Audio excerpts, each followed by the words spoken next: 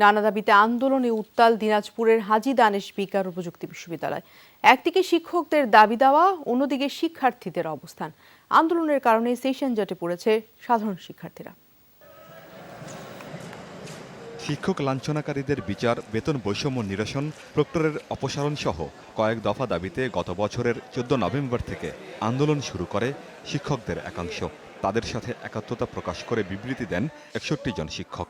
অন্যদিকে শিক্ষকদের একাংশ ও শিক্ষার্থীরা ক্লাস পরীক্ষার দাবিতে আন্দোলন শুরু করে। পাল্টাপাল্টি বিক্ষোভের মুখে বন্ধ ঘোষণা করা হয় হাজী দানেশ বিজ্ঞান ও প্রযুক্তি বিশ্ববিদ্যালয়। বর্ধিত ছুটি শেষে 2 মাস পর ক্যাম্পাস খুললেও সংকট কাটেনি। দুই পক্ষের আন্দোলনে ক্লাস পরীক্ষা বন্ধ, তাই শিক্ষার্থীরা সেশন জটে। স্যাররা আন্দোলন করতেছে, আমরা বসে আছি, কোনো ক্লাস পরীক্ষা হচ্ছে না। শিক্ষা জীবন অনিশ্চয়তার মধ্যে পড়ে যাচ্ছে। ইতিমধ্যে আমরা 3 মাস সেশন জটের মধ্যে পড়ে গেছি। যেখানে আমাদের বছরে 2টা সেমিস্টার হওয়ার কথা, সেখানে আমরা একটা সেমিস্টারের মধ্যেই পড়ে আছি। ক্লাস পরীক্ষার দাবিতে আন্দোলনকারীরা ক্যাম্পাস ছেড়ে রাস্তায় নামলে আলোচনায় বসে বিবদমান দুই পক্ষ, কিন্তু কয়েক দফা বৈঠকেও সমাধান আসেনি।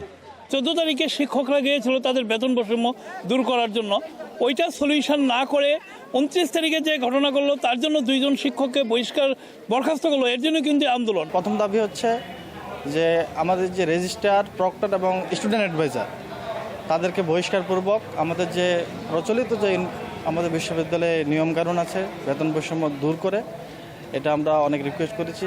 উনি কোনোভাবেই সেটা আমাদের মেনে নিচ্ছেন না।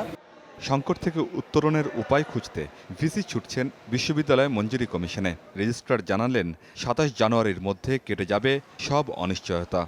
উপাচার্য মহোদয় ইউজিসির মেম্বারদের সাথে একটি সভা করেছেন। উনি আমাকে বলছেন যে এই বিষয়ে ওনাদের কিছু চিন্তা চেতনা আছে, তো উনি ক্যাম্পাসে আসে আমার সাথে এই বিষয়ে মত বিনিময় করবেন। কিছুদিন আগেও হাজী দানেশে শিক্ষকদের একমাত্র সংগঠন ছিল প্রগতিশীল শিক্ষক ফোরাম। বর্তমান ভিসি যোগদানের পর সাবেক উপাচার্যের নেতৃত্বে শিক্ষক পরিষদ গঠন করা হয়। তারপর থেকে ছাত্র সংগঠনগুলিও 2 ভাগে বিভক্ত হয়ে পড়ে। আমিন বাবু, যমুনা নিউজ।